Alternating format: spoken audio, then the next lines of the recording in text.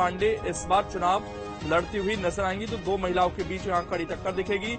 राजनांदगांव में भूपेश बघेल के सामने होंगे संतोष पांडे। पिछली बार वो यहां से चुनाव जीते थे और उन पर फिर से विश्वास पार्टी ने जताया है, जबकि बहुत सारे लोगों के यहां पर टिकट कटे थे, लेकिन उनको वापस से रिपीट किया गया है। इसके बाद अगर हम दुर्ग की बात करें, जहां से राजेंद्र साहू का टिकट आया है, तो दुर्ग में आपको बता दें कि बीजेपी की तरफ से विजय बघेल, जो यहां से पिछली बार चुनाव जीते थे, एक बार फिर से उन पर विश्वास जताया, जबकि वो विधानसभा का चुनाव पाटन से हार गए थे भूपेश बघेल के सामने।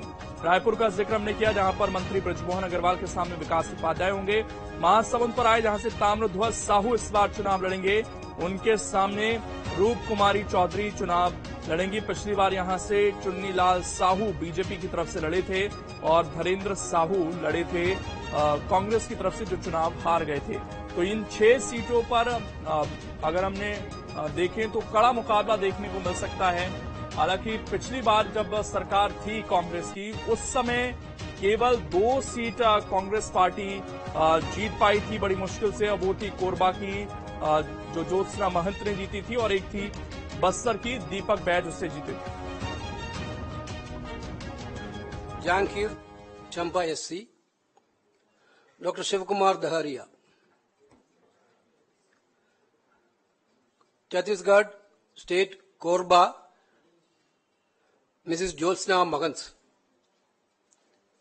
छत्तीसगढ़ 6 राजनांदगांव भूपेश बघेल। छत्तीसगढ़ दुर्ग राजेंद्र साहू। छत्तीसगढ़ रायपुर विकास उपाध्याय।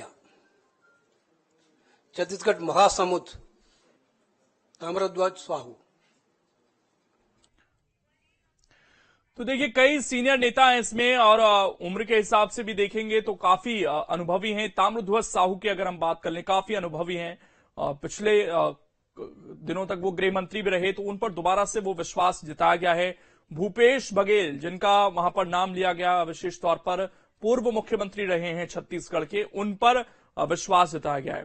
रायपुर की अगर हम बात करें तो बृजमोहन अग्रवाल एक तरफ होंगे, बहुत अनुभवी नेता हैं, छत्तीसगढ़ में लंबे समय से विधायक का चुनाव जीतते हुए आ रहे हैं। उनके सामने विकास उपाध्याय की इस बार फाइट देखने को मिलेगी। विकास उपाध्याय कांग्रेस की जब सरकार थी तो उन्हें दर्जा प्राप्त मंत्री का पद मिला था और काफी एक्टिव वो दिखते थे राजनीति में, लेकिन क्या बृजमोहन अग्रवाल की चुनौती को वो पार पा पाएंगे, ये देखने वाली बात होगी। मोहित राज सुबह इस वक्त हमारे साथ जुड़ गए हैं। मोहित, आपसे जब चर्चा हो रही थी नामों को लेकर, कमोबेश वही नाम देखने को मिले हैं, कोई बहुत ज्यादा चौंकाया नहीं है नामों ने?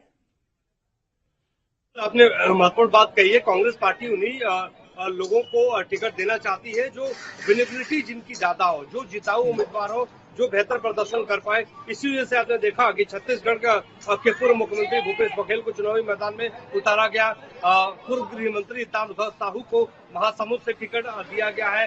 राजेंद्र साहू को जो है दुर्ग से चुनावी मैदान में उतारा गया है। मौजूदा वक्त में जो सांसद है ज्योत्सना महंत कोरबा से, उनको टिकट दिया गया है। तो उन्हीं लोगों को टिकट इस बार जो है कांग्रेस पार्टी ने दिया है कि जो है जीत सकते हैं, जो बेहतर प्रदर्शन कर सकते हैं। और इसके अलावा देखिए, अगर हम केरल के बारे में बात करें तो राहुल गांधी जो वायनाड से, मैं उस पर आ रहा हूं, लेकिन मोहित थोड़ा हम छत्तीसगढ़ पर अगर फोकस करें तो जो इनके प्रदेश अध्यक्ष हैं दीपक बैज, और पिछली बार बस्तर से वो चुनाव जीत कर आए, क्या उनके नाम पर सहमति नहीं बन पाई? वो नाम इस लिस्ट में नहीं दिखा है?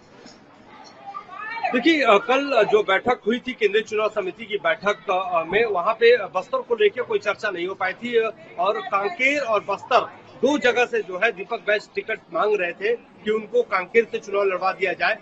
बस्तर से वो चुनाव नहीं लड़ना चाहते थे, इसी वजह से वहां पे पेच फंस गया। लिहाजा उसकी सूची अभी सामने नहीं आ पाई है। देखिए, मौजूदा वक्त में दीपक बैज प्रदेश के अध्यक्ष हैं और उनकी सूची उनका नाम पहली सूची में नहीं है। ये भी एक चौंकाने वाली बात है कि क्या वो कोरबा और बस्तर के चक्कर में कहीं ऐसा ना हो कि उनका टिकट कट जाए। लेकिन हाँ, दूसरे चरण की जब केंद्रीय चुनाव समिति की बैठक होगी तो उसमें ये माना जा रहा है कि उनको ये मौका दिया जा सकता है।